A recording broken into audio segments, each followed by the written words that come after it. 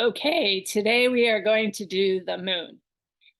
And you can call the moon anything you want. There are many different names for the moon. Some people call it La Luna, some people call it Selene, some people associate it with the huntress Diana.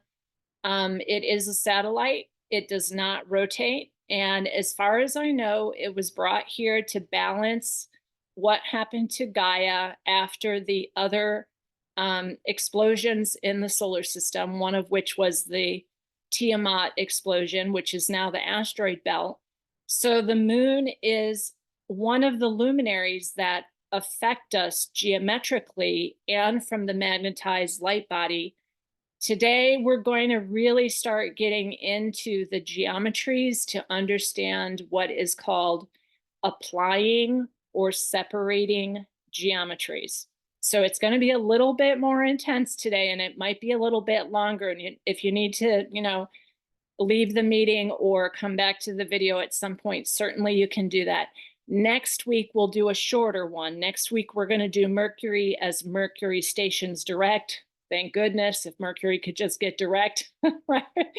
That would be helpful, and we'll talk about that. And next week, you will need your ephemeris if you have one, and I will be teaching you how to read the ephemeris, and you will be able to see that next week on our call, Mercury will be stationing direct.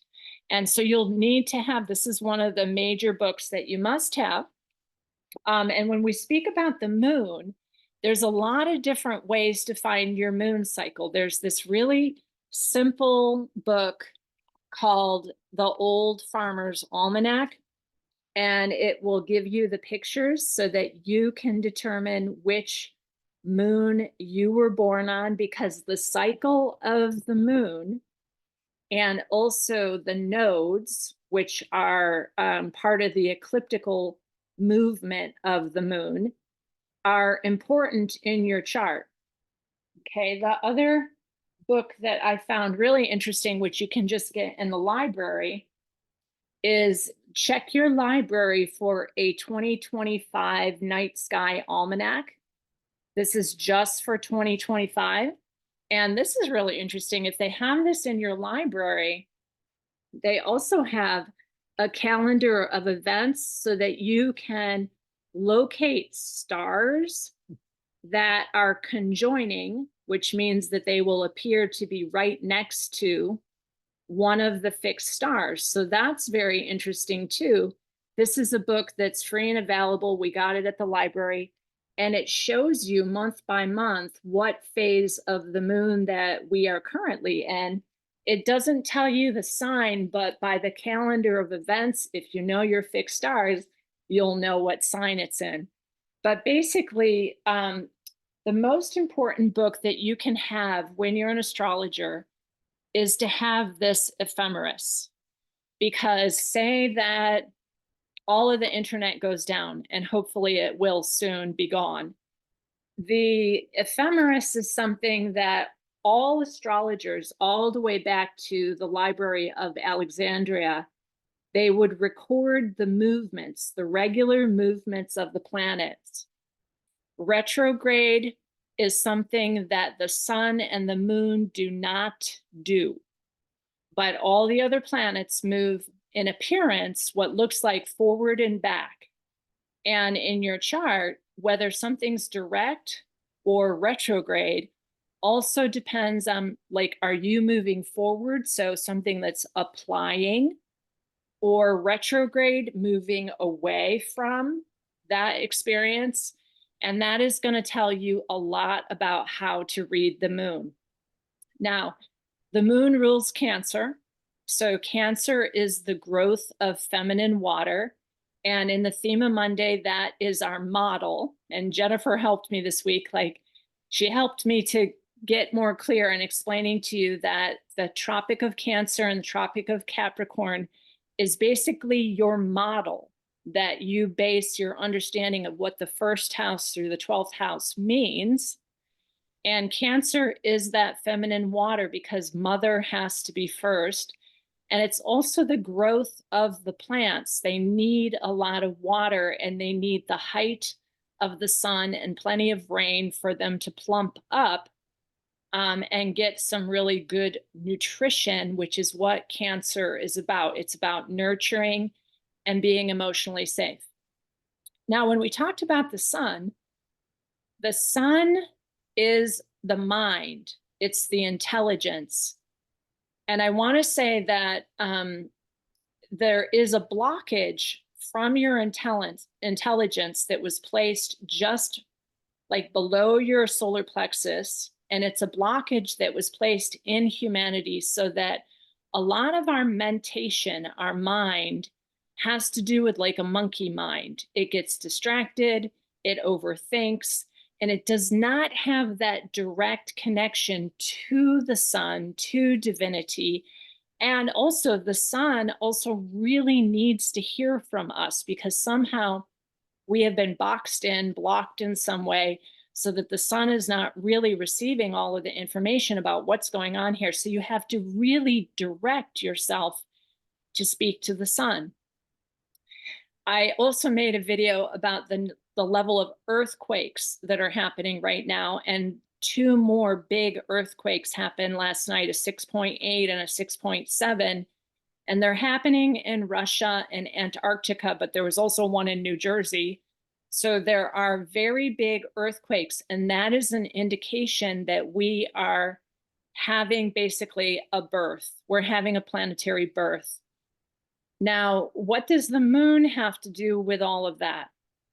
The moon is a satellite and it does not spin. So it's unlike any of the planets, but it's some kind of an object that is considered the luminary, equal to the sun, but what it governs is the feeling levels, the emotional states of your body.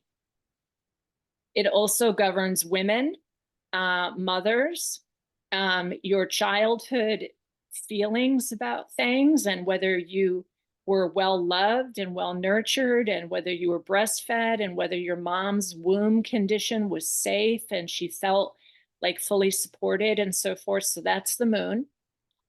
Its domicile lord place is Cancer. So then you know from last week that the opposition to Cancer, which is Capricorn, the moon is not able to bring out its conditions quite as well. It doesn't feel nurtured. It's not emotionally safe. It feels a little bit like the little child needs to be the parent of her own mother. So that's called a detriment. So if the moon is in Cancer, it's a domicile lord. So you always have to remember whatever the opposition sign is, there it's not going to be able to bring out its conditions. The moon is in exaltation in Taurus. So then necessarily the opposition to Taurus, which is Scorpio, has to do with a fall or not also able for that mother to bring about mothering conditions. And when I'm speaking about this, I'm making massive generalizations because you have to be able to read the chart and understand what is your particular moon doing. So if you're reading like, astrology magazines or stuff online, they're using the most general perspective of what the moon means. And when we look at my mom's chart, she has an exalted moon, meaning it's in Taurus, but it's an applying conjunction to Nessus and Mars. So that means the moon, even though it's exalted, is not able to bring about those conditions because it's in an applying conjunction to Nessus and Mars. Most astrologers don't even know Nessus is a planet, but Nessus has to do with the story of a centaur that is a known rapist. Also, there is an archetype of murder, blood poisoning, and revenge. So when we're talking about the moon and the condition of motherhood and women in general, I would say that there's something somewhat artificial about the moon. And what I also know from when I worked with the Galactic Shaman astrologers, we had videos about this, but also Ashiana Dean explained it fully in her volume 2, The Voyagers. that we women are the only things that menstruate every month. Some women start when they're as young as 8 years old. And some women, like another woman who is in her 60s, gave birth again this week. We are the only animal that menstruates every single month. And that has to do with, I believe, the artificiality of the moon construct. And something was changed in us so that we menstruate monthly.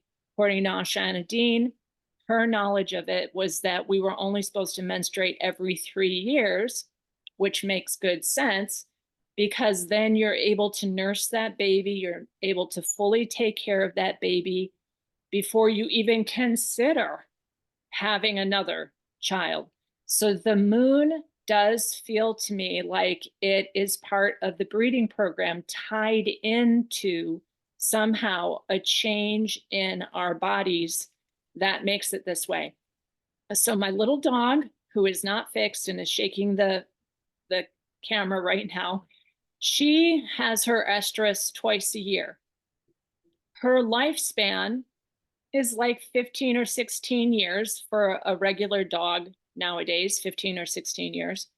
So that, she could maybe make a certain amount of puppies in her lifetime, but really, these dogs should only ever breed once or twice in their lifetime also, because it takes a huge amount of energy out of your body to raise children. So what I have said is there's something about the demiurge structure, the artificiality of the overlay of an otherwise paradise planet that encouraged the patriarchy and discouraged the matriarchy. And the way the matriarchy was discouraged was that we were, married off as 8-year-olds, 12-year-olds, little tiny children, to much older men who were 50, 60 years old. And that is still going on today. And people just don't realize that that is still going on today. So that is still going on today, that little girls are forcibly married to older people and they never have a chance to be muses in the museum, like Hypatia in Alexandria. They never get a chance to express their music, their magic, their nurturance, and so forth. So the moon is a hard planet, and it has to do with our emotions.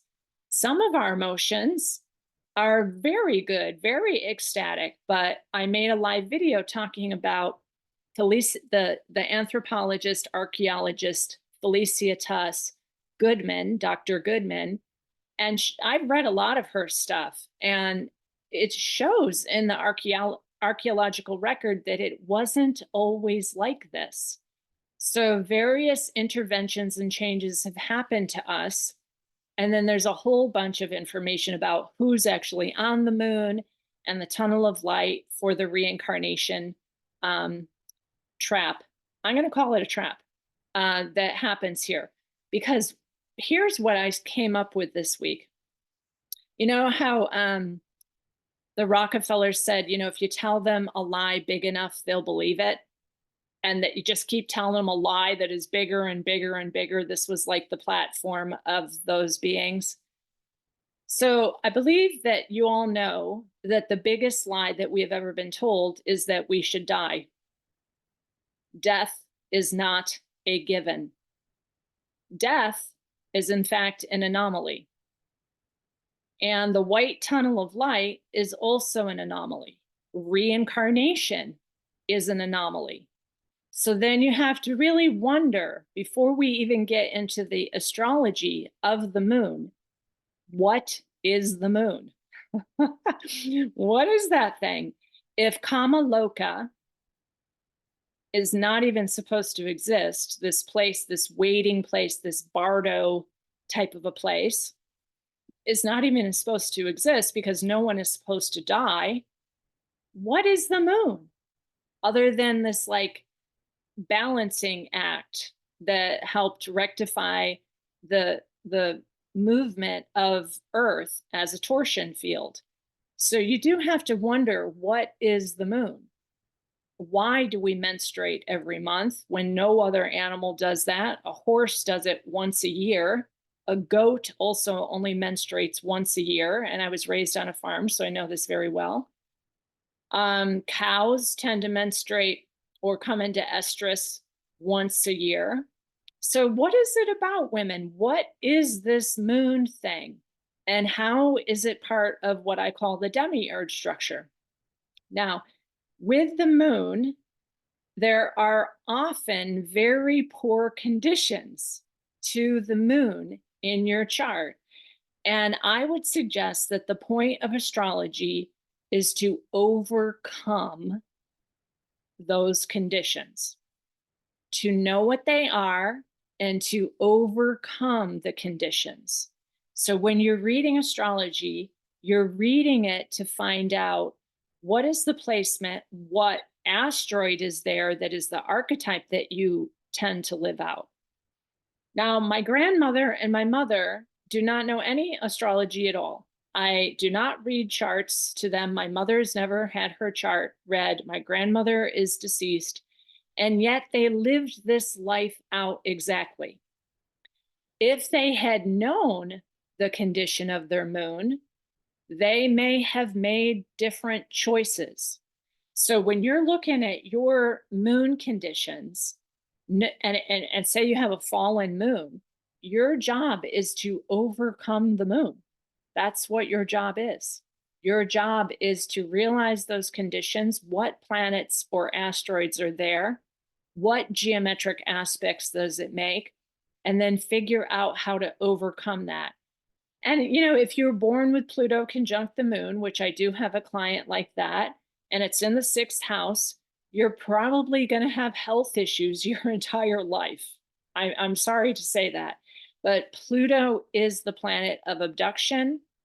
It does feel like you're in the underworld, but it's almost like remembering that this is an overlay to the truth of who you are. And remembering that can help tremendously. I also have some other books that I'm going to share with you today that talk about how to release the learned helplessness and how belief shapes birthing. Now, if you ever see TV, and I know I don't suggest anyone ever watch TV unless you're at the car dealership or something getting your car fixed in the service department, because it's full of subliminal acoustic manipulation. TV is the main broadcasting program of the malevolent entities here. But belief is where the problem is of the learned helplessness of women. So we spoke about how in the Bible, it basically says that women were the fall and that they would have to suffer terribly while giving birth, and they would have to like scrounge around to try and find something to eat. And that is because they changed us so that we had to eat food and other creatures and also give birth, because I'm not sure that's how it used to be. When I was speaking to Jennifer this week, we were actually talking a little bit about parthenogenesis, where, I did a video with Diane called Women, the Original Power.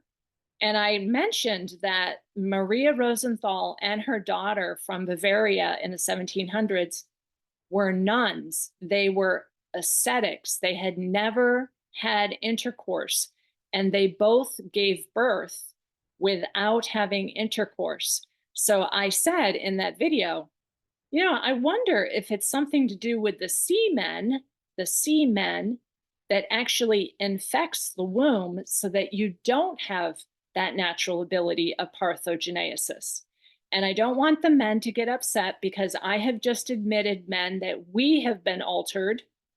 So it's possible that the men have been altered too, so that their biology responds to us for that same breeding program, and they smell the pheromones and they know it's the menstruation or the ovulation, and they can tell when it is because they were basically amped up, as far as I'm concerned, to also support the breeding program.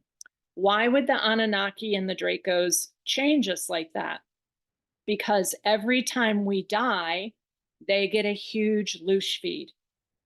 Every time one of those ritual abuses, like a mother who goes into the hospital to give birth, and the ritual abuse is like, drugs and cutting and all kinds of things that happen, plus what happens to the child, of the horror that happens to the child after the child is born, that's their main loosh feed.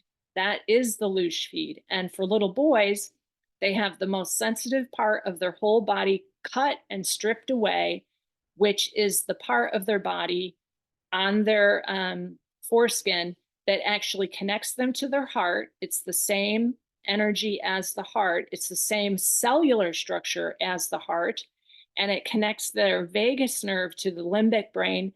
And what was understood was that once you cut that, men have a very hard time astral traveling and getting into their star Merkaba and connecting with their spirit body, which is really how you travel through the cosmos.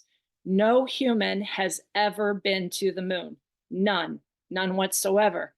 Because my clients who are from NASA say it is not possible for the human to go through the radiation belt. It is literally not possible. All of that was photoshopped, and my NASA scientist clients have told me it's all photoshopped. So I want you to know that this is a massive mind control program around the moon. So then when you see it in your chart, you have to really wonder.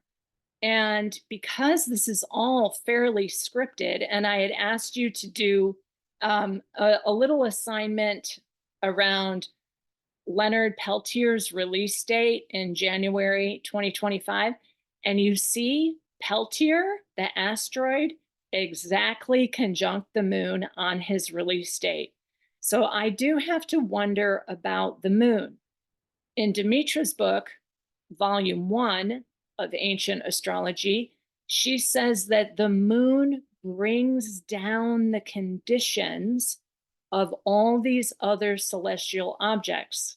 So why is Peltier conjunct the moon on his release date? This is a very scripted experience. So know that part of it too.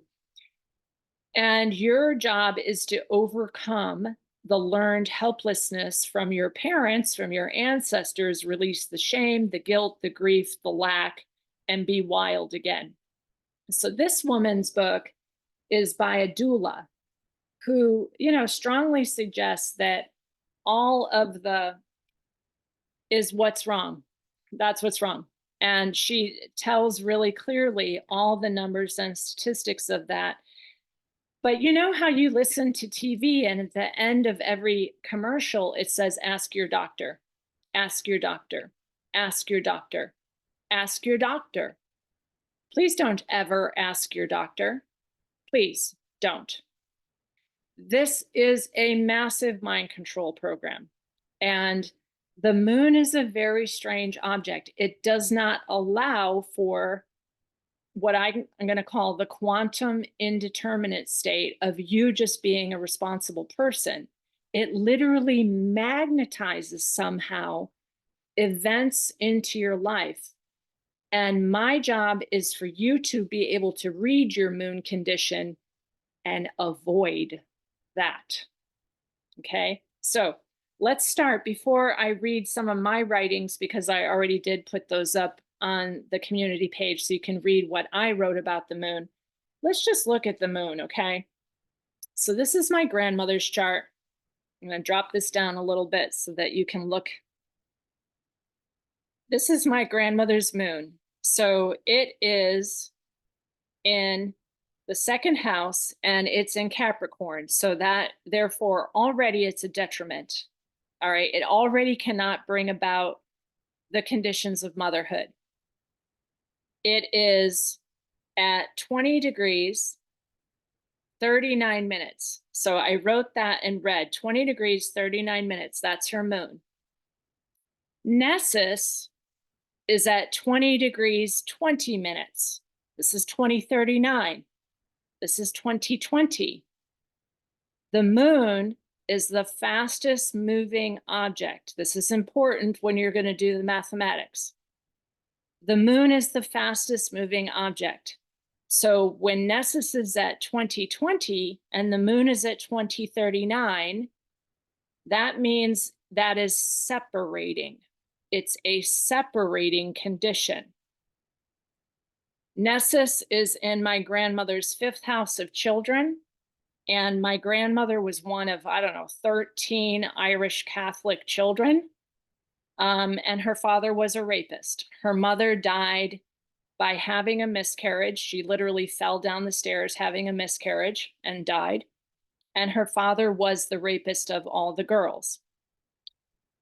So that is a separating condition, though. So it's 2039 and 2020. And so this is separating from those conditions. It doesn't mean that this woman is going to continue to have a good life, because the square is always there, but it is separating. So this woman, Dorothy, Gary, my grandmother, was a better mother than her mother was able to be, because it's a separating influence. If it was applying, then she would never be able to overcome the conditions of her mother, which was basically falling down after her 13th pregnancy and dying on the stairs. But she was able to stay alive until she was 80 and have 5 different live births. Now, Pluto up here is at 19. This one is at 2039. 2039, the moon moves faster. So it's also a separating opposition from Pluto. So that one is also relieving the tendency of being abducted and held in underworld conditions. So my grandmother did manage to get a job. She got her driver's license when she was 50 years old or something. And she did manage to retire at age, 65. Back then you could retire. It was amazing. And then live out some amount of enjoyment when she was older, because it's separating. All right. So that's how you can say you're overcoming the helplessness, the abduction, the murder, the rape that was very prominent in my grandmother's life. The other thing up here is that Mercury is at 17. Mercury is in Libra. And so Mercury's at 17, the moon is at 2039. So it's also past the square to Mercury. Mercury tends to be like your cognitive skills. My grandmother only made it to 8th grade. It wasn't because she was not intelligent. It was because she had to work. All right.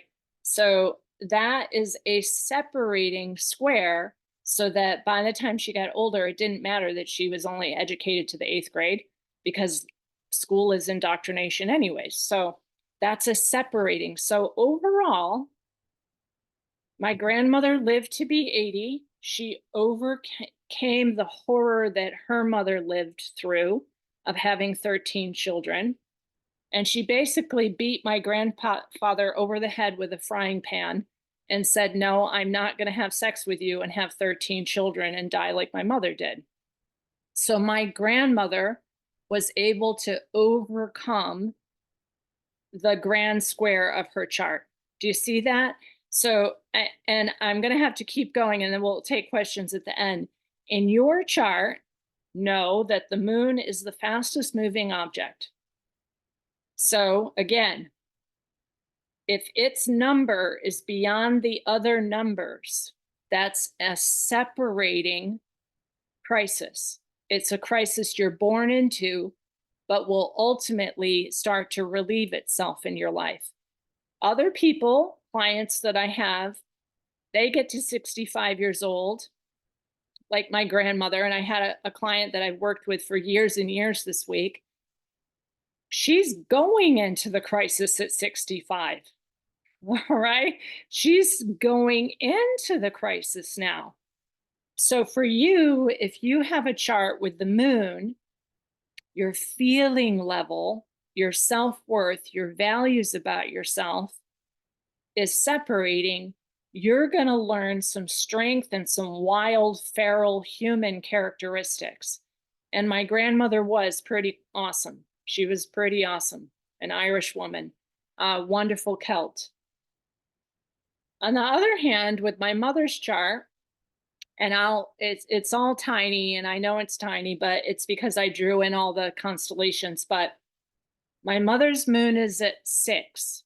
So let's just make it easy. Her moon is at 6. Nessus is at 12.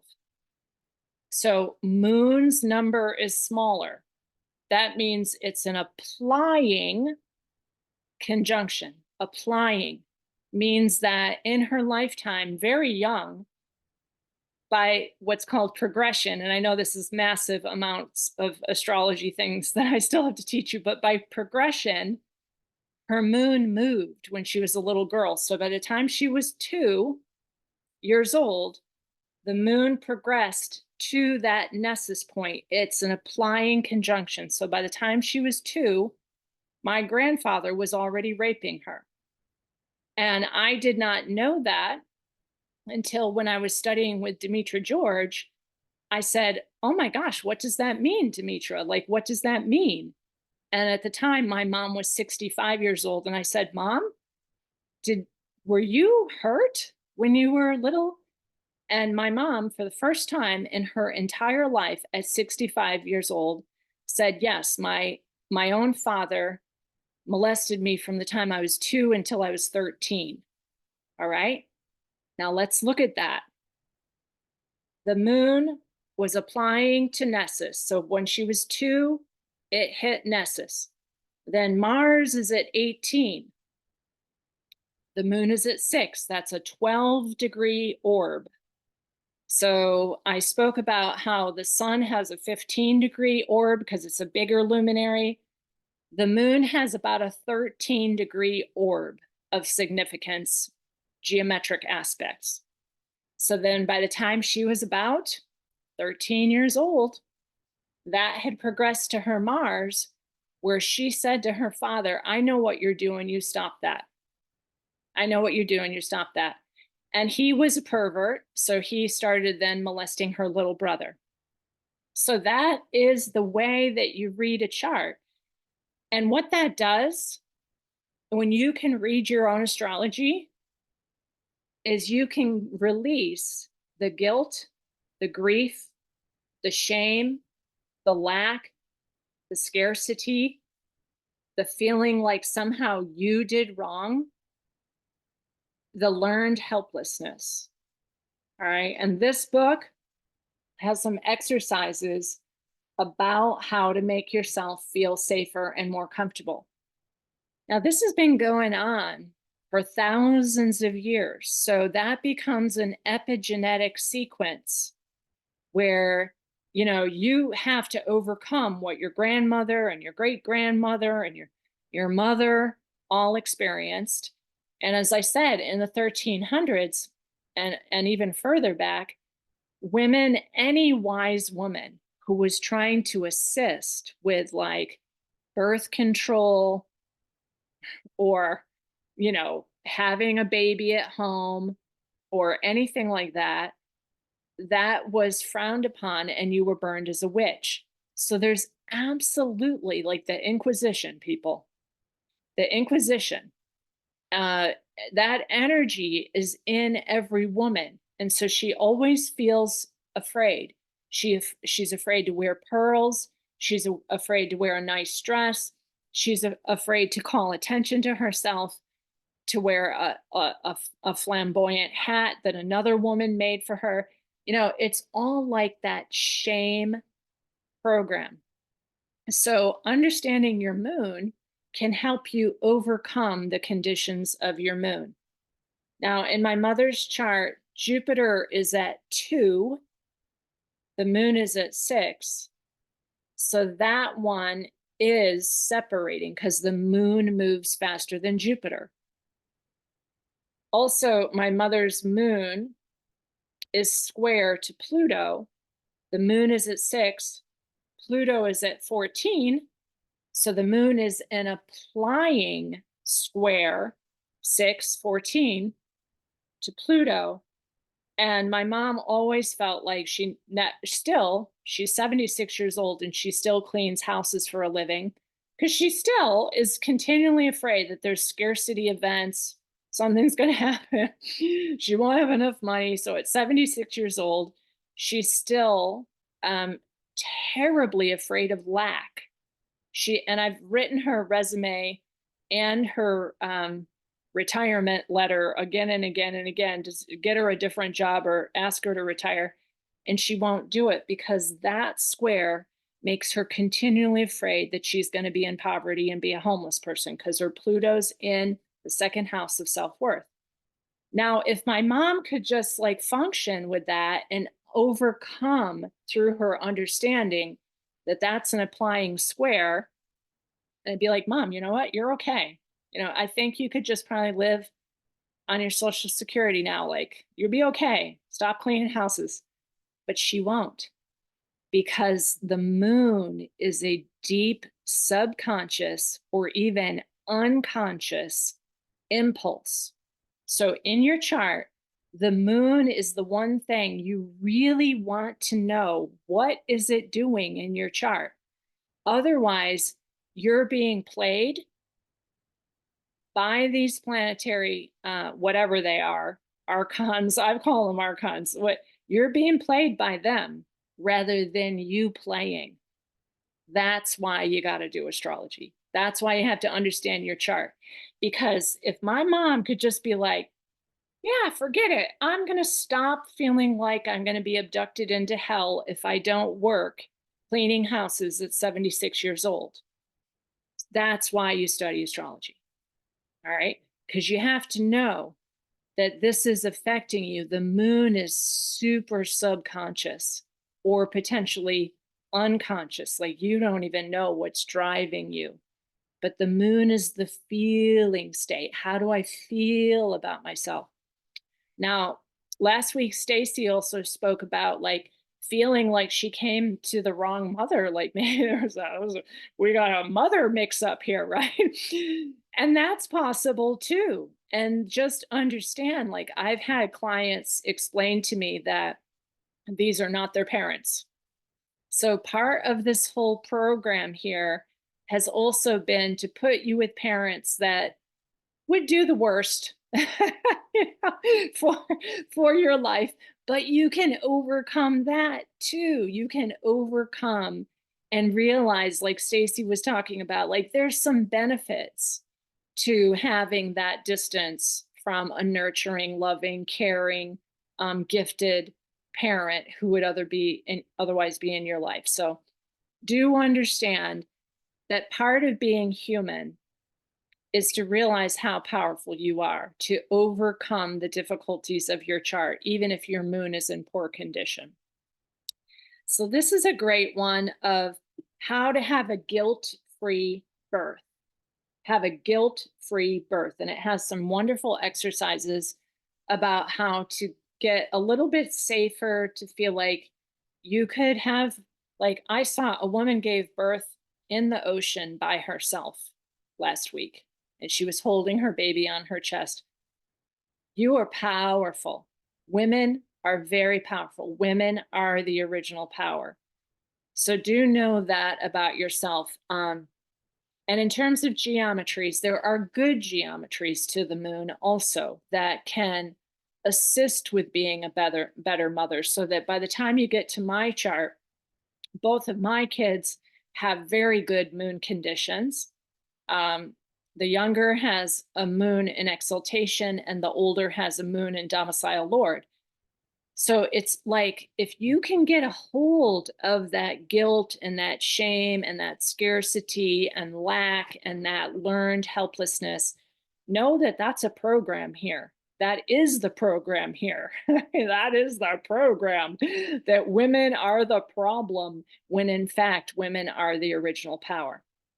Okay. And again, before I get into reading some, and we're going to do a fun little game today with the moon condition. So please try not to be horribly bored. But this other book is interesting too. There's one particular chapter that really interests me. The whole of the book, yeah, it's okay, if you don't already know all this stuff. But she has a very interesting book on the epigenetics of the mitochondrial DNA, which only comes from your mother, meaning the moon in your chart will show you how your mitochondrial DNA has been affected. So on chapter 12 of the 12-stranded DNA activation, she says the rewilding of humanity and our genetic transformation is contingent on how we handle grief. The rewilding of humanity and our genetic transformation is contingent upon how we handle grief. So if you're a counselor, if you're a shaman, if you're a coach, if you're a friend, if you're a mother, whatever you are, the main thing is the grief. And this year, I've had to do an enormous amount of getting the grief up out of what is happening here. But we are supposed to be wild, feral, tribal people who live in communities. And the grief has been so severe that we kind of forget how to be wild. We forget how to be in nature. We forget how to lay under the zucchini plant and just watch the bees in their own little microclimate and enjoy the earth. So the grief is this heavy wired mechanical life. And I know from clients, some of you actually also, that the machines are starting to become sentient and they're starting to work against us, which was the whole thing anyways. The Yuval Hararis and all of those people said that, if you don't become biodigitally converged, then you are going to be locked out of society. And all of the people in this group are not converged. So you are still human. So you're going to start seeing the machines working against you. And then instead of spending, the weekend in the park listening to the birds, which she also recommends, she's got this whole chapter in the back of the animals that you want to connect with. Like the animals and nature are part of the morphogenesis of our DNA, of our divine blueprint. So if you're locked in the office with pressing buttons and the buttons don't work, that's also, it is affecting your blueprint. So composting grief, and she's talking about a grief epidemic, kind of like what I was talking about with Dr. Goodman, Felicitas Goodman, where we have ecstasy deprivation. We have ecstasy deprivation and a grief epidemic at the same time, which is why you want to go back to those tribal practices again of shaking, like the earth is quaking, the earthquakes all over the place. We've got tsunami warnings and more earthquakes in Russia and Antarctica. You're supposed to be shaking and quaking. You're supposed to be tribal dancing. You're supposed to be beating the drum and making all of these animal noises, because that is the DNA. That is the morphogenetics. The genetics is like you're part of nature, and that's your immune system. So she talks about how grief scientifically is proven to lead to a plethora of consequences for genome integrity. That is the mechanism for disease. So we have to shift our energetic trajectory away from grief and more towards ecstasy, more towards joy, more towards wild, more towards feral, more towards free, quantum indeterminate state humans that are not controlled by these things going round and round, right? That's the point. And she also says, if you can't find a partner, because it's getting scary out there, connect with an animal spirit, connect with an animal in such a way that you can really have that unconditional love. And you need humans, Cancer, the first sign is that aching love, that you want to love, you want to be loved, you want to nurture. So if there isn't anyone available who is not psychopathic, then, connect with a small animal, connect with some kind of a creature. Or I always loved brushing horses. Like, actually, I'm going to tell you real quick, side note, the way I paid for my astrology degree was I shoveled horse shit. So when I was studying with Dimitri George once a week on Tuesdays, I was a barn worker. I worked on a farm. And while I cried and cried and cried, I shoveled horse shit. I got my grief out of my body. I brushed those horses and I would like cry on their shoulder, like connect with an animal to help get the grief out. And if it's not a domestic animal, connect with a bird. Listen to the wood thrush in the forest at night while you're watching the sun and so forth. So this is the mitochondrial DNA pathway. The Y chromosome and the X chromosome is not really what we're talking about. The Y chromosome is not necessary. It's in fact a genetic distortion. The mitochondrial DNA, which is what you're looking at right there, is what needs to be activated. And the DNA sequences there get smothered by stress. They get smothered also by being bored out of your mind and continually worried about scarcity, lack, shame, guilt, and grief. So this is what it is supposed to look like. And it is never supposed to die. It is in fact supposed to enhance, enhance, enhance until it is in this form that's a cymatic of it, of the dodecahedron. So it's kind of, that is your next form. So I showed you the star Merkaba last time. Look at the DNA sequences. They can actually see them as they start to light up. All right. So your DNA is supposed to be this 12-stranded DNA. And that is what is supposed to be active in your life. And she also shows these wonderful things with water. Now, the moon controls not only our menstrual blood, but definitely has an effect on water. So these are cymatics. And when we do the reunion, retreat, rewilding, whatever it is that we're calling it, in the springs, I'm planning for us to dance and sing and make cymatics in the water. Now that water connects the entire watery field of Earth as we understand it. And we will be doing that on a full moon, on an exaltation moon, actually, in Taurus. And that's how you want to work with the moon. So you want to work with the moon, not by negating it or hating it or, adding more shame and grief to the whole equation, but you want to work with the moon in such a way that your wild, feral, feminine spirit informs and directs it instead of it directing you. And this is the real power of the human.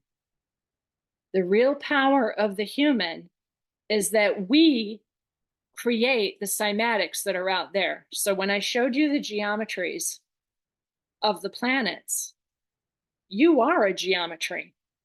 And when you start to rectify your DNA and come back to our original blueprint of the 12 strand, you get beyond the moon.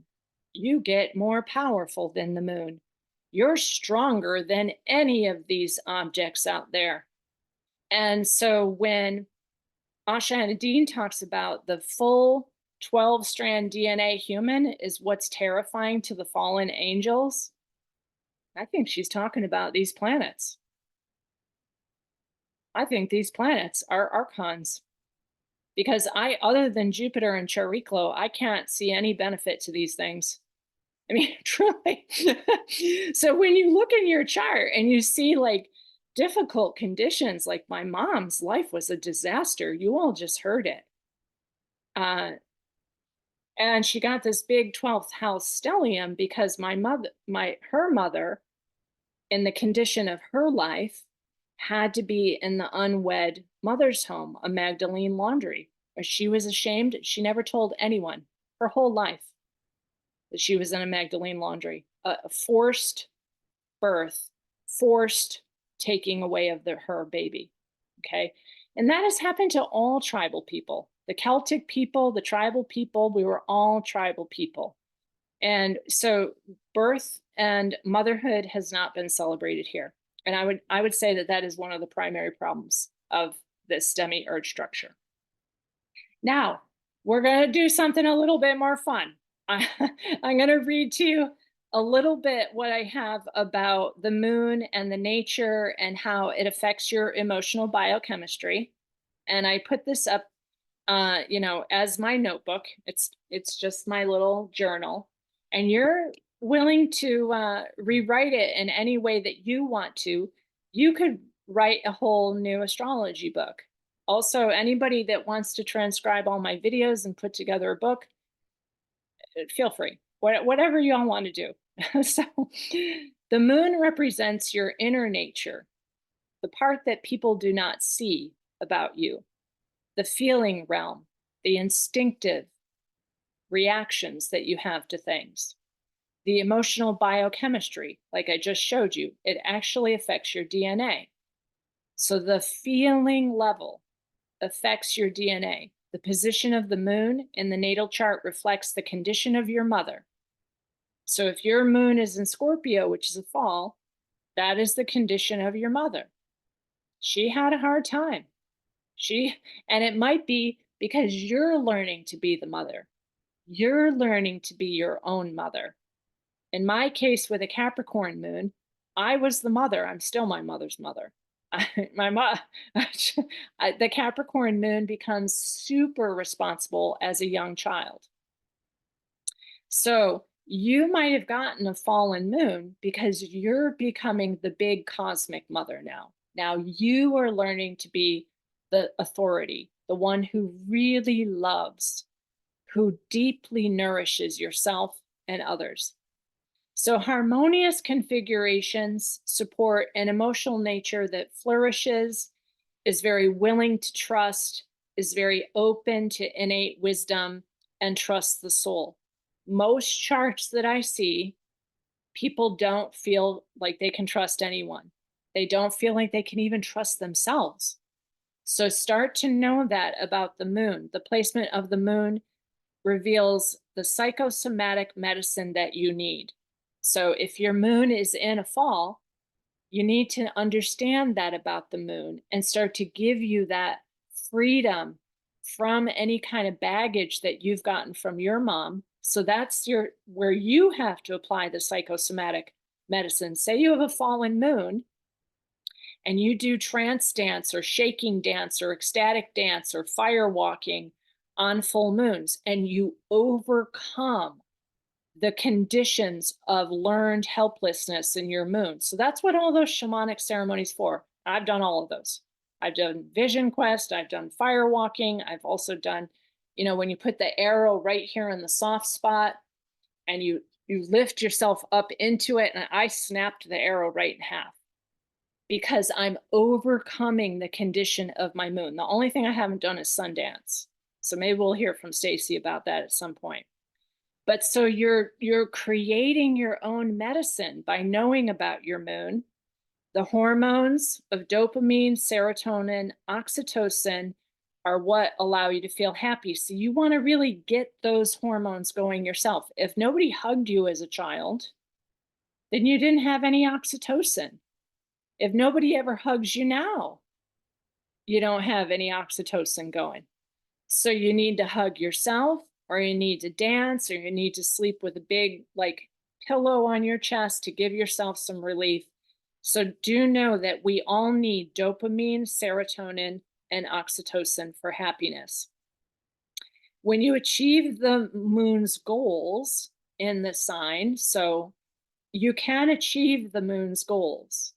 My mom does it mostly with her moon in Taurus by she loves to cook. So she cooks and cooks and cooks and cooks. And she loves to feed people. So she will feed people. That's that torrent. Like she's trying so hard to be sensual. But if you try and hug my mom, her arms just stay at her side. She doesn't even know how to hug. All right. So that's the real pain there. Um, but when it's blossoming, your powers of unconscious unfold, your magic unfolds. So if you have a fallen moon, you want to do the magic that that moon is capable of, even if it's not in good condition. It has a 29-ish day cycle. It depends, but it moves about every 2 days through the sign. So it's the fastest moving object that we have. And so it influences the stomach, and some days you'll have a belly ache. It influences the uterus, the lymph system, the breast, and circulation. So if your lymphatic system is not doing that well, massage your lymph, massage like every day. Hey, Katie, I see. Cute hat. Yeah. Um, Katie just got on too. So massage your legs. Like if you don't have anyone to hug you or snuggle you, I want you to massage your own lymph system. Take care of yourself. Every night when I go to bed, I massage my own feet with like good essential oils and I rub it into my feet. I really get my lymph system moving because I tend to swell at the ankles and in my feet. So do that. And that helps with the emotional qualities of your body because you need to get things moving that are stuck or stagnant or feeling ashamed and so forth. It also is the circadian clock of melatonin release. So when the moon is full, I can't sleep.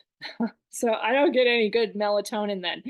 So I have to like put up like dark, dark curtains. The full moon really drives me nuts and then I don't get proper sleep. So the melatonin is like tart cherry, goji berries, uh, a few other things, walnuts, pistachios. Get your melatonin going. And the circadian clock is that when it's dark, you sleep. When it's light, you get up. When the birds get up, you get up. And that helps your moon a little bit more in your chart. It is the autonomic nervous system. So fight or flight. In my mom's chart, so just mom is a great example because I know her very well. Fight or flight is out of control. Like she cannot function in any way. Basically, she doesn't like to drive. She doesn't like to travel. She's afraid all the time.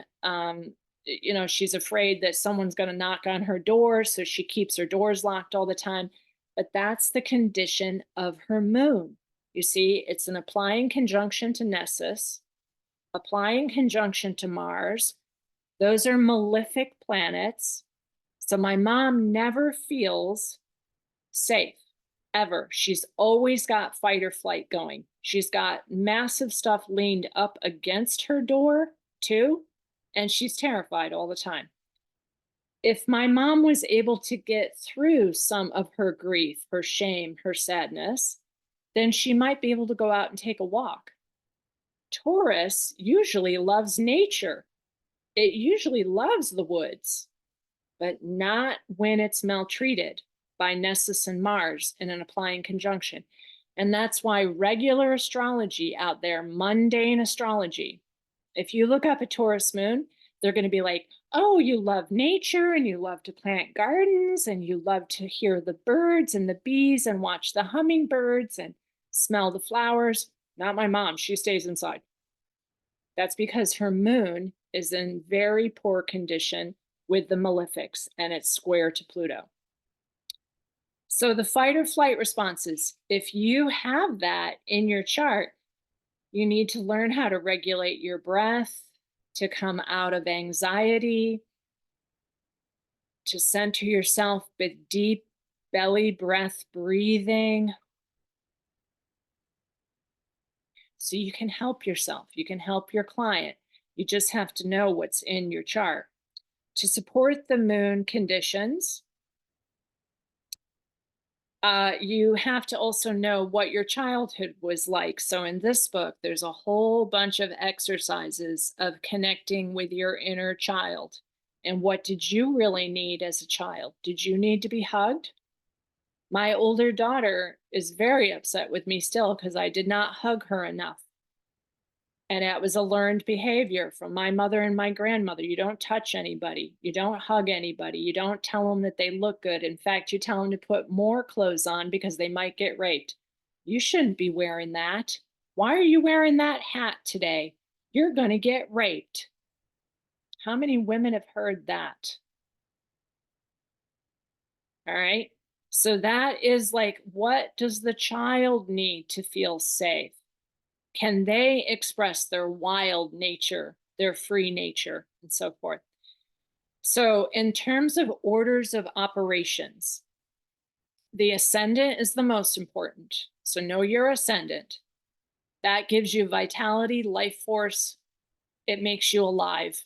Like it's your breath, whether you breathe or not. And then the steersman of the ship is the ruler of the ascendant. So, yeah, if you have a Cancer ascendant, the moon is the ruler, and then you have to look and see what is the moon up to, and so forth. So that's the steersman of the ship. But if you have a different planet, like mine is Venus, then that's the one that navigates your life. That's how you work your life. And then the next condition is, are you a day chart or a night chart? If you're a day chart, the sun is your main luminary. There are planetary friends. Now we're going to start, it's going to get a little bit more refined and difficult now with the astrology. The planetary friends of the sun are Saturn and Jupiter, and sometimes Mercury.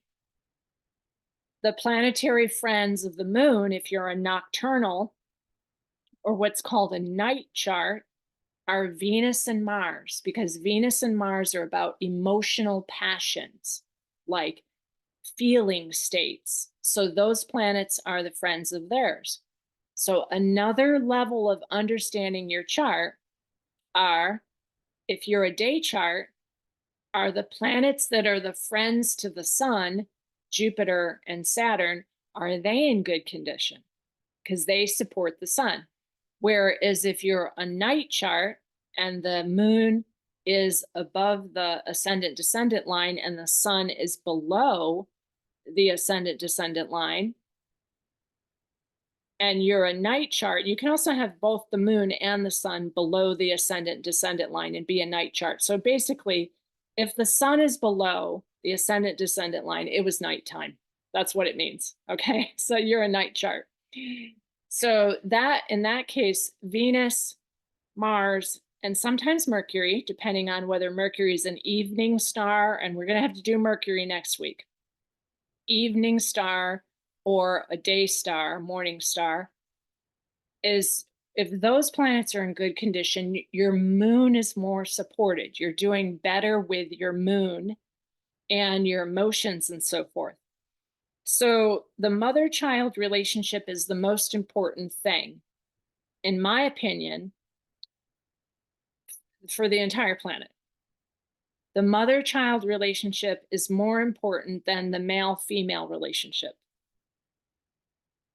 The mother-child relationship is the most important thing on any system. So Ezzy, even my dog, does it matter who impregnates her? No. It's the mitochondrial DNA, folks, that we're talking about from the mother. So you understand, and Katie sent me a very cool video yesterday about the level of guilt and shame and indoctrination of this whole program against women and particularly ruination of motherhood, ruination of women in general. Because for Ezzy, if she has a litter of puppies, then the male isn't going to be anywhere near them. It's if the mother is supported. Is Ezzy well fed? Does she have enough to drink? Does she have a safe little nest to live in? Can she raise her puppies without like fireworks and guns going off and people stealing her puppies? Is she going to get raped by another male while she's trying to raise her puppies? The condition of any planetary system, any system environment at all, is dependent upon the mother. And because we can see that the moon here influences the mother and sometimes can be in very bad condition from the other archons out there, that's where the whole system becomes an inversion, or what's called a demiurge structure, like an upside down and backward structure. Because here, the man is primary, patriarchy is primary, and the number one thing that we've been told, the biggest lie that we've been told, is that you die. That is the biggest lie. And therefore, if you think that you die, it's a given that you die, then you're going to go to Kama Loka, reincarnation, white light tunnel, back to the moon, and be reincarnated again. So the biggest lie that we've been told is that we die. We're not supposed to die. We are not supposed to die. It's grief and shame and guilt that cuts your telomeres. That's what makes you die. The rewilding of humanity, the number one thing for our genetic transformation is contingent on the way we handle grief. So just knowing about my mom's chart and my grandmother's chart, or your chart, or your, whatever, you can start to release yourself from that and start to understand, why did that happen? Have huge amounts of compassion for the woman that birthed you, because the multi-generational epidemic of grief that we are currently in is why people will go to CVS, because they get that infomercial on TV, and at the end of every infomercial, it says, ask your doctor. And your doctor will say, oh, your child needs this, and your child needs 84 of those. There's the problem right there, is that women are not considered the original power. And if that problem were gone, we would all be wild, free, and feral again. So that's the moon conditions. They're very generalized. If you read Keywords in Astrology, which I'll play a little game with you, you can use this book, but they're extremely generalized, because you'll open it up and you'll go, oh, the moon in Taurus is Little Miss or Little Mr. Sunshine, this smiley, happy little kid, Little Miss Sunshine. Oh, she's very sensual, she's very calm, she's very soulful, she's very content, she's quite oral, she loves to eat stuff. She's Little Miss Sunshine, she likes cookies. She's fully content when she's in nature, and she loves to eat dirt with her cookies, okay? But not my mom. Not my mom. So you see, these books are good, but they're super generalizations. You have to be able to read Nessus and applying conjunctions or applying squares or whatever it is in your chart that actually maltreats and does not allow that to happen. The other thing about the moon in Taurus is it's supposed to be like continually hugging and holding hands and needs constant physical relationship. There it is, I underlined it. Constant physical relationship. Now here's the problem. If men are addicted to porn, then that little 4-year-old who's trying to hold their hand or sit on their lap, the men immediately think that that is a sexual situation. You see where the problem happens? So this is a generalized grief that is imposed purposely on our system environment. In fact, if you read Aurora's new comic book that she just wrote, she who can remote view, and Aurora liked our last video, so she is with us. She's with us. I study with her every week. She watched our son video and commented that it was a great video. If you read her comic book, in the Pentagon, in the government, they are watching porn. That is their job. And they have a neural lace in their body that actually makes them aroused and addicted to that porn. Did you know that's going on? Every single person in the government is fully assimilated, meaning they all have the neural lace and they are all under the hive mind. So when you're seeing stuff on TV, you're seeing like, the civilization that we call government, it is an institution of grief. So Little Miss Sunshine, Moon in Taurus is a massive generalization. If you say to your client, oh, you must be a warm and sunny and beautiful child, and let me give you a hug right now. And you can't see this situation in the chart, you're going to traumatize that person even more. You have to be able to speak to these conditions. Mundane, or what's called Western astrologers, do not know that. They just go, oh, you must be a very sensuous little girl. You must love nature. You must love to grow the garden. My mom's like, I'm not going outside because there's ants out there. There's ants. And I'm like laying in her front yard with ants crawling all over me. Okay. So I mean, like it's totally different than these generalizations in astrology. So now we're going to play the little game because we're starting to get towards an hour and 17 minutes. So I'm going to read some of these to you, and they're going to be generalizations. You try and figure out right now. It's not a pop quiz. No, you're not getting graded. Everyone already passed. You passed the course. You all got 100 already. A plus, so don't be nervous, okay? So I'm going to tell you the moon condition, and you write down right now what one that you think it is. All right, we're going to play a game. This moon, as a child, can be anxious or shy. She's dreamy. She's full of fantasy. She's creative. She's affectionate. She's very sensitive. She has invisible friends that she grows up with. And she learns very late in life how to say I, because she tends to be merged with things that other people can't see and doesn't know that she is an individual. That's a moon condition.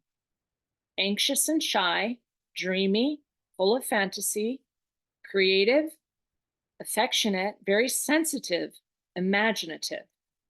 So let me help you a little bit. When you hear those kind of words, you know it's got to be a water sign. All right, that was a hint. Imagination, dreaminess, full of fantasy, grows up with invisible friends, does not separate herself from those invisible friends. Anybody want it? Stacy? You got it. Yeah, Mary Ellen, Amelie, yeah. Everybody got so fabulous. Pisces, yes. Okay, that one's Pisces. Okay. So we're having a little bit of fun. All right. Now we're going to read another one. This child is good and pious. She feels special inside because she feels morally and spiritually like she needs to achieve something that is highly moral. She needs a lot of space because she has new impulses that she must follow, and injustice is unbearable for her. Truth is always necessary with this child. Do not lie to this child because she'll know that you just lied. This is a noble-minded, good and pious child. She needs space because she has new impulses. Injustice is unbearable to this child, and truth is necessary. Ah, that's so great. So people are primarily thinking that that one's Virgo. That so we got second guesses on that one. Ah, lots of people are trying to figure that one out. We got Libra, we got Virgo, we got Capricorn. Here's the key word. Truth is necessary. Truth. Willing to say it when no one else will. Do not lie to this child. She's going to know it. That's the moon in Sag. Yes, Sandy, that's the moon in Sagittarius. Yeah, that's the moon in Sagittarius. When they're little, do not give them any bullshit. If you have a child with a moon in Sagittarius, be candid. Speak to them like they're an adult. Because they are going to if they feel like you're not telling them the truth, they're going to distance themselves from you. And then there will be a problem with your child. Okay. All right, here's one. This is a mysterious child. She has very sharp sense of moods, can be very intense at a young age, has a very strong and early attraction to taboo subjects, mysterious and forbidden material. She has an urge to explore things that, yeah, Alex, you already got it. Everyone got it. Joya, you got it. Everybody got it. Y'all got it. Scorpio. You and your brother, Stacy. Oh my gosh, yeah. They love to explore the unseen things. What is that forbidden stuff that mom doesn't want us to do? Let's go do that. Okay. So, even though Scorpio's in a fall, to me, I really like the Scorpio moons. I'm like, yeah, kid, let's find out some weird stuff. Absolutely. Okay, here's another one. This child is like the ballerina. She's nice and sweet and smart and charming. She's very adaptable. She loves to flirt with people. She's very artistic. She's very loving. She's very peaceful. She loves to please people. She loves to do things because if she feels like she did it wrong, people will desert her. Yeah, Amelie, you got it. The people pleasers are usually moon in Libra, where they're like nice, sweet little ballerinas. They want everyone to love them. And they don't really want to cause discord and strife because the Libra moon child wants everyone to be okay. It wants to be balanced and fair and harmonious. That's the Libra moon child. So they don't like to be deserted. The other thing about a Libra moon child is like, they have a really hard time being left home. If the parents are going out to dinner or something and they're left home, they feel like they were abandoned, they were deserted. So they're very social children. They like to be part of it. Even if you just put them under the table while you go to dinner, they'll play under the table, but they like to be part of it. So that's the Libra moon. Okay. Now, the classy child The one who comes in and makes an entrance and, wears a hat and says, "Hey, I'm here. Let's do something. I'm a child who's sunny and cheerful and beaming and full of high spirits, and I need a lot of attention and admiration." Yes, Stacy. Yeah, and I want to be seen when I come into the room. Here I am. Yeah, that child loves to be on stage. So if you have a little kid with a Leo moon, make sure you've got a huge dress up like box of stuff where they can put on their pearl. I don't have a Leo moon, by the way, but I'm putting that on today. Make sure that they've got lots of dress up and they can be the center of attention. And they're going to want to get on stage and, do something really amazing. And you're going to go, wow, look at that. You did really great. So that's that child. They're cheerful. They've got that inner child, that sunny inner disposition. That's the Leo moon. Now, I gotta try and mix you up a little bit. I gotta throw you off track here. Okay. This child flees the nest very early. They want to be on their own in the world, and they often don't feel like they belong to that family. They have no problem with detachment. They can go and live on a hill all by themselves right away when they're kid because they cannot stand to be compared to anyone else because they're highly individual and highly responsible. Yes, absolutely. Right. Yes, darling, you got it too. Yeah, no, that one's Aquarius. Sandy, you're probably also hitting that with the Capricorn because Capricorn's also ruled by Saturn, also very responsible. But yes, that one's Aquarius, the opposite of Leo. Leo, okay, now look at the opposition that I just did. Leo wants to be the center of attention. The Aquarius moon is like, I don't even belong here. I think I'm going to go live as a hermit in the woods now. So that's the Aquarius moon. The Aquarius moon feels like they don't even belong in this world. They don't, like, what are we doing here?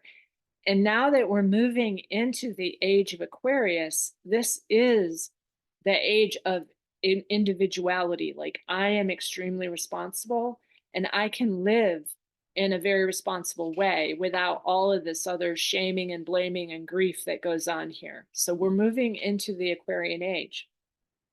Now let's do the moon in Capricorn. And I'm telling you up front, this one is what Sandy had thought that Aquarius was, but look at, they're very close. They're both ruled by Saturn. But the moon in Capricorn is a detriment because you have to become an adult when you're a child. So the little adult who is well behaved, serious, reserved, able to take on all tasks with very serious attitude at a young age rarely demands anything because they know they have to be the mother of the house. They are not childlike at all. So totally different than all those other sunny, bright dispositions is the reliable moon in Capricorn. They're very, very responsible. How many people in the group have moon in Capricorn? Tell me if you have the moon in Capricorn. Yeah. Okay. And how many people have, yeah, Joya, yeah, and Amelie. So four of us have moon in Capricorn. How many in the group have moon in Scorpio?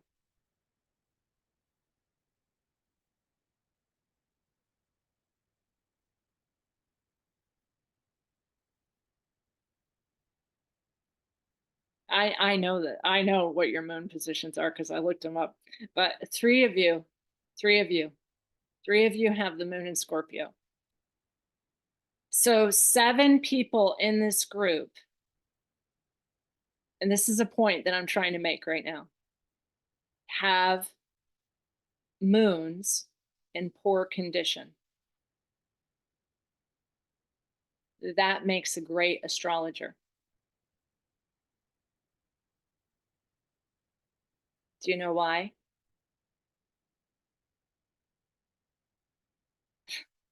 We have extreme compassion from our own difficulties in our own childhood with those fallen moon positions. 7 of the group members have the moons in very poor condition. And I won't say anything more, but yes, Joy is asking questions. So if you don't feel like you're fitting your moon condition, what house is it in? Is it in a house that does not configure to the ascendant?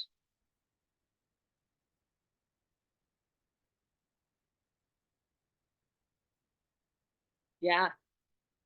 So when your moon does not, yes. Okay. So when your moon does not configure to the ascendant, there's no geometric aspect from the life force. So if you have that little reliable person moon of the moon in Capricorn who rarely demands anything and takes on responsibility at a very young age and is very well behaved, very serious child, and it does not configure to the ascendant, you may not have even known that about yourself. You may still not know that about yourself.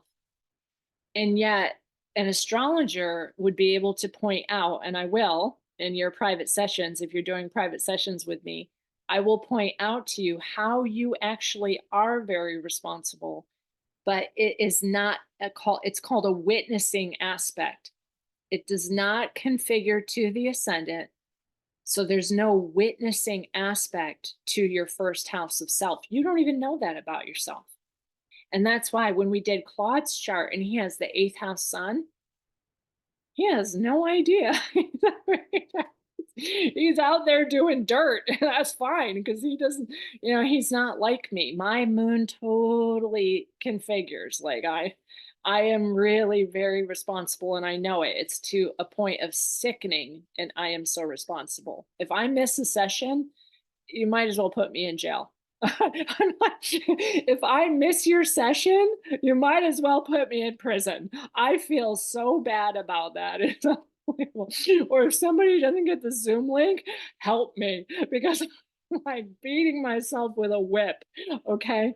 So, so that's how it works with your chart. But let's do a couple more that are very fun. Okay. The moon in Aries, I'm going to tell you right off because this one is a little bit scary. This is the berserker. So as a child, the moon in Aries is willful, loud, courageous, demanding, impetuous, and offensive. So as a child, the moon in Aries kiddos, they need a lot of room. They need freedom because they will start banging their head against the wall. Literally, the part of the body is the head for Aries. And if they're frustrated and they are little berserkers, their parents often don't like them. So you have to know this. I have plenty of people that have the moon in Aries. Your parents are going to feel like you're continually arguing and confronting and destroying. That's just the way the little kiddos with moon in Aries are. They cause breakages, catastrophes, and the mom, if the mom has a low threshold for those kind of behaviors, those kiddos become the ADD and the ADHD kids, and they medicate them. So those poor little kiddos, if you have a child with moon in Aries, they can't sit in a chair. Do not put that child in a chair. That child needs to be like running around in nature as the little berserker. The other name for it is the Amazon. So they need huge amounts of freedom. If you're putting them in a chair and then putting them on drugs, you should go to jail. Does everyone hear me out there? Remember, I'm the one who's willing to say it when no one else will. Yeah, Stacy, they need sports, they need martial arts. And what's interesting about this book, which has some fabulous key words, is it has the outlets for them. Like they need to be super adventurous, spontaneous, all of that kind of stuff. So if you have a kiddo that has the moon in Aries, do not put them in school, please, where they will be medicated. Put them in a martial arts camp or a sports school, whatever they need, an outdoor wilderness school. Let them be an apprentice with someone who does like big physical work and carries rocks and does stuff. Like get their energy out there of that little berserker. Or, you know, they are meant to be our warriors too. So put them into martial arts when they're little kids. Let them learn how to use their berserker skills or their Amazon skills. Okay. This child, and now I won't tell you what it is, this child is a bookworm. She's very inquisitive.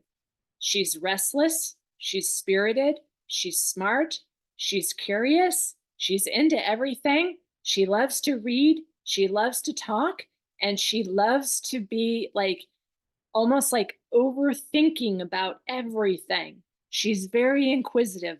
Yes, Joya. Yes, Katie.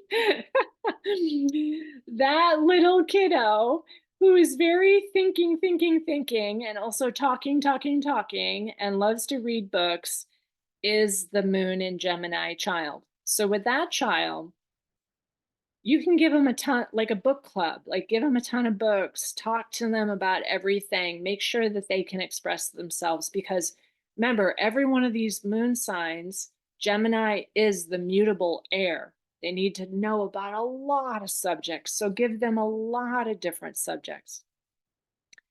Now, here's this moon condition: sensitive, shy, imaginative, also dreamy, needs a warm nest with a great deal of protection and security against the harsh realities of life. They have a pronounced sense of family. So when the family breaks down, the child breaks down. They would love to be babies forever. They love to have big, cushy beds with lots of blankies and like feathers, and like they love to be in the nest and be comfortable. And so this type of child is absolutely, yeah, moon in Cancer. That's what is the theme of Monday. So really, you know, children need that sense of childlike imagination with a secure family. All of us do. That is the theme of Monday, moon in Cancer. That's the domicile lord. But then with that, you need to also provide the books and the subject material for the moon in Gemini. You need to provide, somebody set it up here, climbing walls and martial arts for the moon in Aries, but all of them need a pronounced sense of family and a safe nest to return to. All right, here's the next one. This child is very sensible. She's careful. She's critically observant to all things. She can also be very reserved and smart and conscientious. She seeks recognition by helping others. She loves to be practical. She wants to help by fulfilling the assigned task. Tell her exactly what to do and what time to do it, and that's what makes her happy. Yes, Katie, I'm sorry. I don't often fulfill your moon in Virgo need, Katie, but yes, and you need to tell what time to be helpful, where to be helpful, how to be helpful, and that person will do it. They will be helpful. So if you have a little kid that has a moon in Virgo, Tell them what time, where, how to be helpful. Very practical details to the Moon and Virgo children. If they don't have that, like Claude did not have that, and his moon is in terrible, terrible condition, with a very bad asteroid, and he just did not know what was going on all the time. He had no idea. And so now his inner child, Claude's out there marching around like an Aries with a Virgo moon. Now I will tell you, Aries with a Virgo moon is very dangerous. Thank you for laughing, Stacy. Anyways, it's like the brakes and the gas, right? The gas is Aries. Let's go, let's go, let's go. And Virgo's like, but am I doing it right?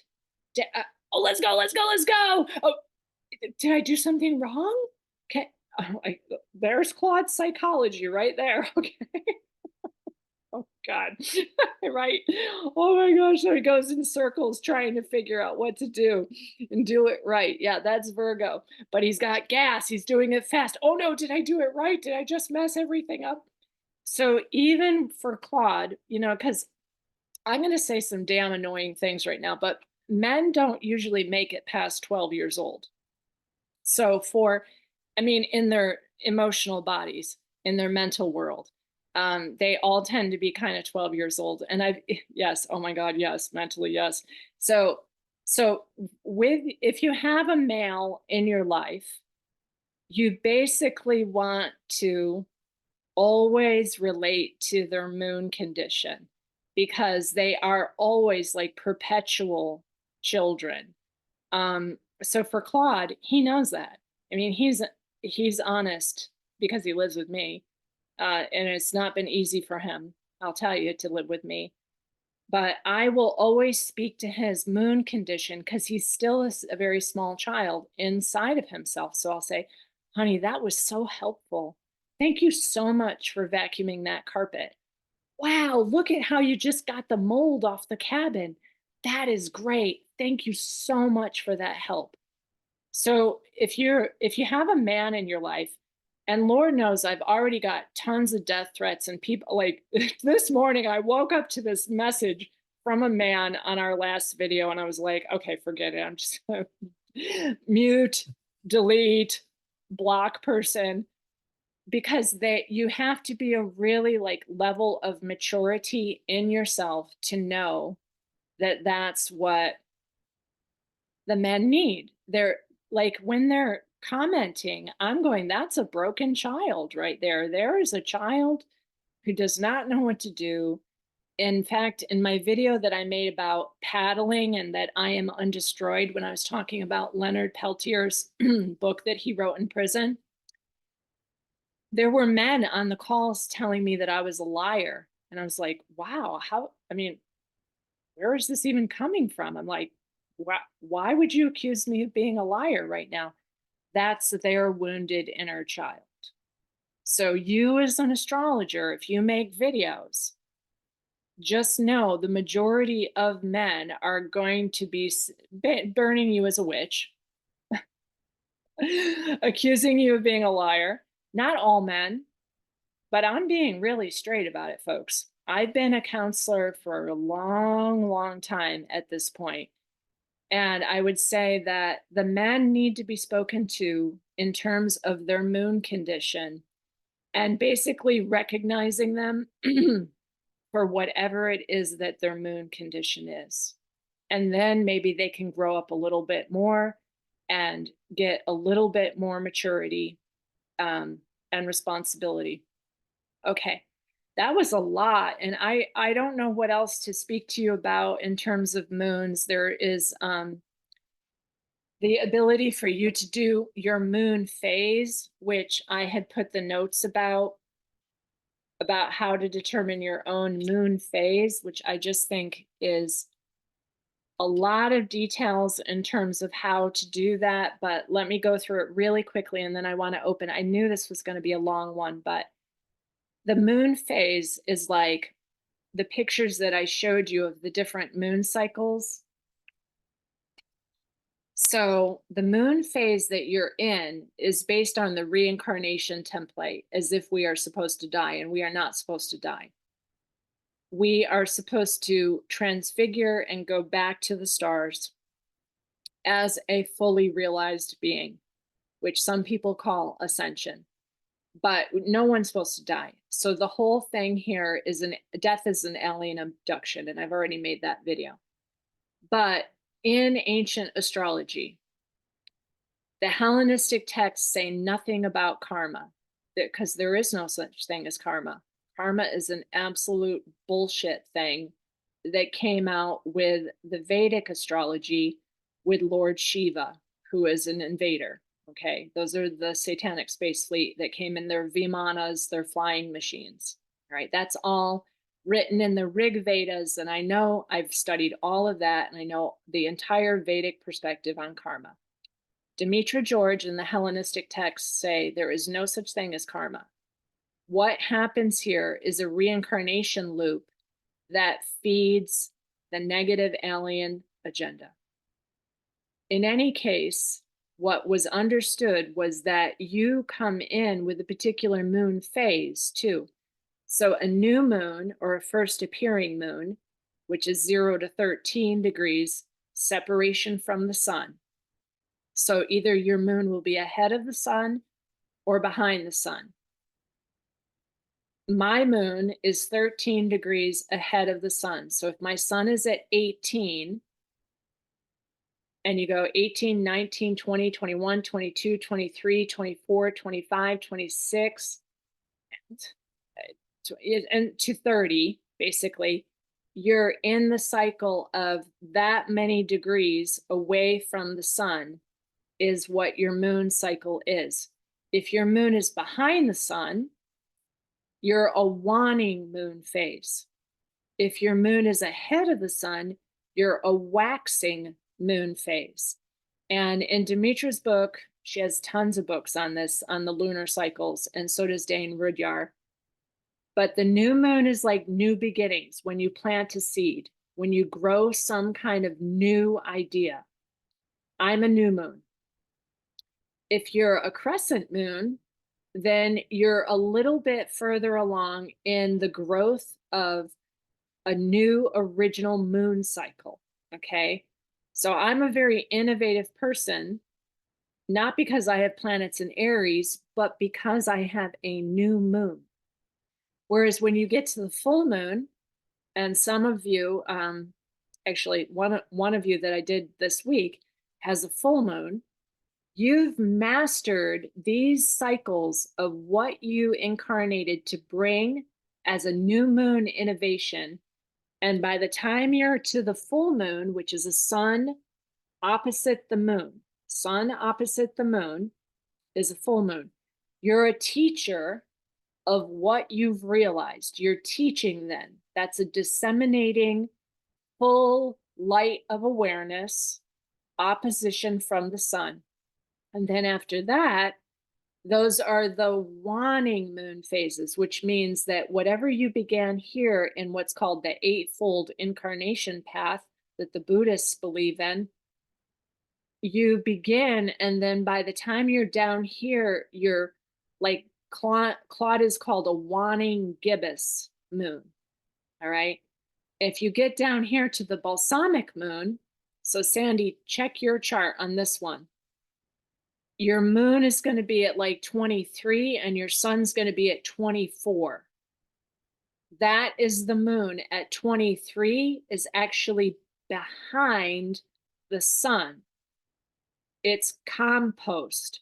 Whereas if it's on the other side and your moon is at, your sun is at 24 and your moon is at 25, then you're a new moon. But if your moon is at 23, you're on the other side and you are the balsamic phase, all right? So the balsamic are the composters. They are the composters of the grief. They are the compost of whatever it was from their mom that caused the shame, the learned helplessness, the whatever. The balsamic phase can also be like an ideology. Like I have one friend who currently believes himself to be a Buddhist, but the teachings are not working for him anymore. And he's always questioning and asking me now, even though he's got a tantric Buddhist teacher. So he's always asking me. And he's realizing the balsamic phase of his moon is that he's probably done 7 other lifetimes in the Buddhist doctrine, and it's absolute bullshit. So now he's starting to come to me and go, oh, maybe I have something to learn from you. So he's in that composting phase where all the, guilt and shame and stuff that goes with all these religious doctrines, they don't make sense anymore. You're wondering, like what Demetra said about karma is, she said to me with my mom's chart, how do you, if karma exists, how do you resolve this, that her father raped her from the time she was 2 to 13? How is that resolved karmically? Does she then come in her next lifetime and rape that guy? How do you resolve that karmically? Or do you just be like a good little prisoner and pay your taxes, and therefore you'll get a better incarnation next time? Here's the problem with karma. Nobody should die. Because the biggest lie we've ever been told is that you should die. And that you shouldn't live like 1,000 years and just go back to the star ancestors where you came from. Death is an artificial construct here, and they do everything they can, everything, including epigenetic wounding from trauma and grief and shame and learned helplessness, to cut those telomeres and make sure that your 12 strands are not intact. When your 12 strands are intact, this is what I said before we started the recording, you'll get those antiparticle 12s. And then you've got your 12 strands, and you've also got your antiparticle. Ah, it's raining. Yay. Okay. So now what we're going to do, that was a long one. I told you this would be a long one, is I want to open to any questions that anyone has or comments. Oh, yes. Okay, Stacy, why don't we get into that a little bit? So in my videos, I have explained that I have done the charts of the imposter humans. The imposter humans. And the imposter humans, no matter what they do, and the TRUMP has a Saturn-Venus conjunction in the 12th house. So he is, he's on the list that everyone's saying he's not on the list, and the list doesn't even exist anymore. You all know what I'm talking about. But I can see in his chart, and the guy before him, that intermediary, Bidon, also has that in his 12th house. They're both the same. But do they have any karma? And they're related. They all are. Do they have any karma? No, because this whole system environment has an overlay to it where those beings, when they go through the tunnel of light back to the moon, the reincarnation station, they get another fabulous high-paying job. They get another fabulous, like, billion-dollar contract.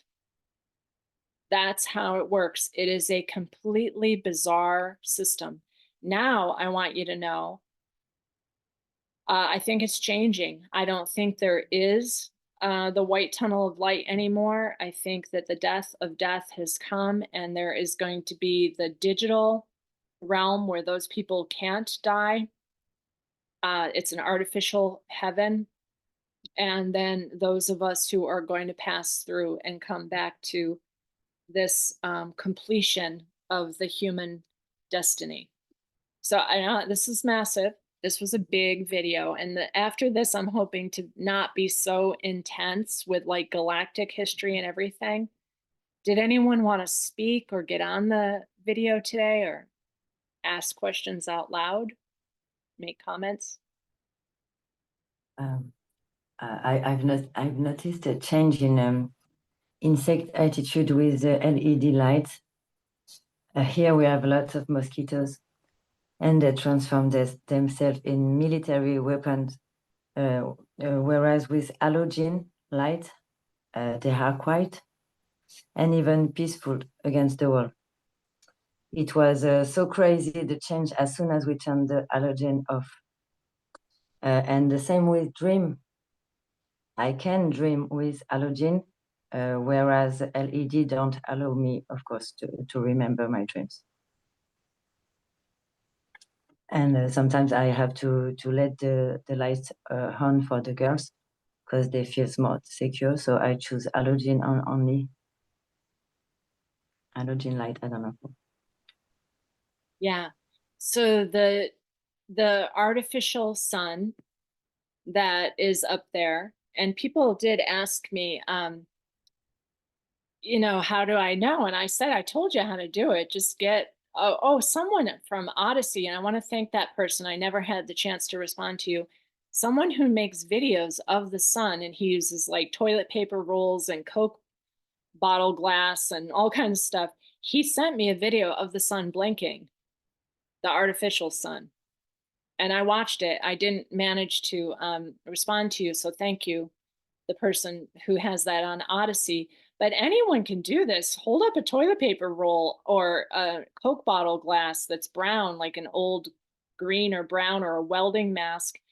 The artificial sun is blinking and it controls the mind. And what Amelie is saying is that it's even controlling the insects. They become militarized and psychopathic. Whereas if you have a halogen or incandescent bulb or, natural firelight, they're not crazy weapons. So that thing is an artificial thing. So there is a real star. There is a real star. And people who come to the Wakala retreat, and anyone who wants to do that, email me and I'll get you the details. Because we should have a meeting about that too and make sure everybody's feeling secure. But the LEDs are very, very dangerous. They're part of what cuts the telomeres. It's called optogenetics. So be very careful. Do not let your children see this. Joya, you're saying some stuff. They don't sell the regular bulbs in Mexico and the entire country. Yeah, all street lights, they've all gone to that digital pulsing, boop, boop, boop, boop, boop. And you have to watch them. Like, if you watch it, I can't live near a street light. Like, I live way in the middle of the boonies out here. Like, we don't even have like a traffic light in town. There's nothing around here. So if you have that pulsing in your window at night, please put up a dark curtain because it's putting artificial dreams into your head. So not only does it take away real dream time and real connection to the unconscious mind and the soul, but it also can put artificial dreams in your head through the frequency of the beep beep. All right, it's like a metronome. And light is what we are. Light, we are light. So when they manipulate the light, yeah, maybe Sandy, we'll do that interactive part with Mercury next week too. I'll play little games like that with Mercury. You'll all try and figure out. Mary Ellen says that she likes the galactic history and the whole construct about what is Earth, and all of the people who are arguing about whether it's flat or it's a round thing or it's a rock spinning through space. And all of that stuff to me is distraction because, as I've told you, it's a system environment based on geometry and spin rate. So, like I said, am I flat or am I round? Like, what am I? What you see with your eyes is different than what it actually is. This is all holographic. And the anthroposophists, they don't even think of like these planets as physical. They consider them more like interactive frequencies. They don't even think of Pluto as like a giant magnetic rock. They think of it as like an interaction, almost like an archetypal interaction. So, what are they? Who cares? Honestly, I mean, to me, as an astrologer, your thing is to understand this is the like the cards in the game, and you have to play the game. You have to play the game better than it plays you. If you know what cards you've been dealt, you're going to play the game better. So my mom would play the game better if she would just be open to hearing this, but she's too afraid of anything because of the condition of her moon. All right, so some people just can't do it. Anybody else? Joy is saying thank you. Anybody else want to speak?